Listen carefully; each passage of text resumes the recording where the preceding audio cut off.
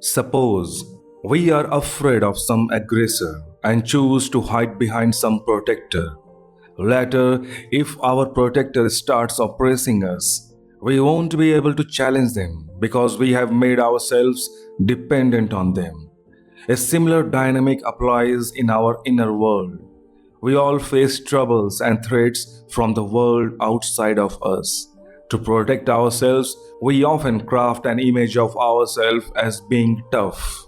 For example, if we fear betrayal by people around us, we might craft a public image of being cynical, hard hearted, and uncaring.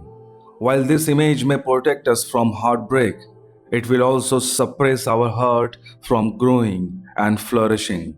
If we are hiding behind that macho image, we will not be able to lower our guard and express our vulnerability, even to people who truly care for us and whom we want to come closer to. When enemies face each other, both brag about their strengths and conceal their weaknesses and wounds.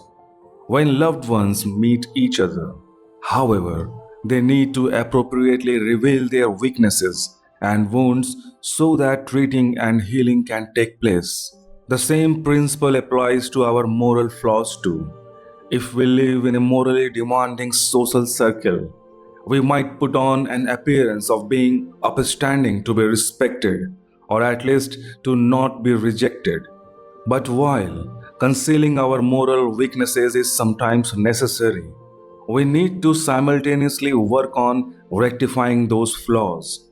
Otherwise, as in the Bhagavad Gita in chapter 3, verse number 6 says, karmendriyāṇi sanyamya āste manasā smaran, indriyārthān vimūḍhātmā, mithyāchāraḥ uchyate. It means those who restrain the external organs of action while continuing to dwell on sense objects in the mind certainly delude themselves and are to be called hypocrites. So the Bhagavad Gita simply cautions us that we will end up not just deceiving the world but also deceiving ourselves, believing that we are morally healthy when we aren't.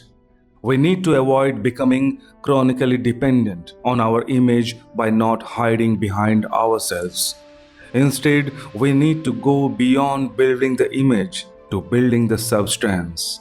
How?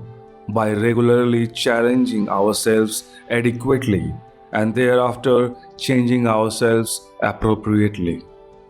Thank you.